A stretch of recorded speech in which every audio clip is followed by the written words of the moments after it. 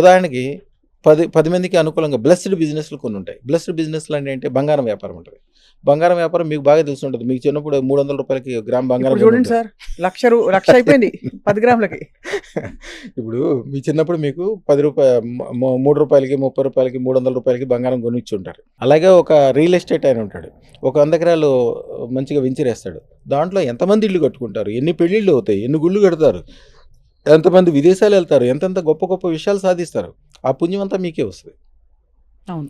ఒక ఇల్లు కట్టిస్తారు, మీరు ఒక బిల్డర్, ఒక ఇల్లు కట్టిస్తారు, దాంట్లో ఒక నిలవ ఉంటారు, ఉండి పూజ ఉంటుంది, యజ్ఞం ఉంటుంది, వ్యవహారం ఉంటుంది, మంచి చెడ్డ సంసారాలు, పెళ్ళిళ్ళు, కళ్యాణాలు ఎన్నో జరుగుతుంటాయి.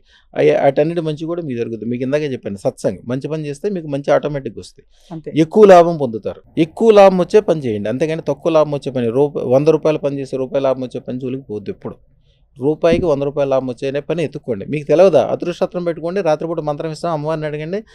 ఆవిడే దగ్గరుండి చిన్నపిల్లల నోట్లో ఎట్లయితే చిన్నపిల్లలు అమ్మ తల్లి ఎట్లా ముద్ద పెట్టిద్దో అలాగే ఆవిడ దగ్గరుండి చెప్పిస్తుంది. అలాగే మీరు క్లాస్ రూమ్లో కూర్చుని నేను చదవను అంటే మీ పంతులు గారు ఒప్పుకోరు. ఆయన బెత్తం పెట్టుకునైనా బుద్ధికిచ్చైనా బతిలాడైనా చెప్తారు. అలాగే అమ్మవారు మిమ్మల్ని వదలదు. మీరు బాగుపడి తీరాల్సిందే. నేను కారు కొన్నాం, ఇల్లు కొన్నాం, నేను బాగుపడినాం, మా పిల్లానికి నగలు కొన్నాం, మా పిల్లల్ని చదివించను, నేను తాగుతా తిరుగుతా, నో నథింగ్. 20-30 సంవత్సరాల నుంచి పూర్తిగా తాగుడికి అలవాటు పడి రాత్రిపూట పొద్దున్న నుంచి పనిచేస్తాడు. చంద్రశేఖర్ గారు ఒక ఆయన పొద్దున్న నుంచి పనిచేస్తాడు. ఎంతో పేరు, వ్యవహారం, ప్రతిష్ట ఉంది. డబ్బులు రోజుకు 10,000 20,000 దాకా వస్తాయి. రాత్రిపూట తాగుతాడు, రోడ్డు పక్కన పడుకుంటాడు. పిల్లలు తెల్లదోని వచ్చి ఇంటికి తీసుకెళ్ళాలి.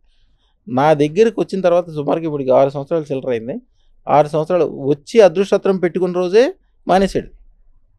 ఆయనకి అసలు తాగుడంటే తెలియదు. ఇప్పుడు విచిత్రంగా చూస్తాడు తాగుడంటే. తాగేవాళ్ళు కూడా ఎందుకు తాగుతాడండి, నాకు అసహ్యం వేస్తుందండి అంటాడు. అంటే ఇది ఆ ఏరియాలో ఒక కాలనీ ఉంది.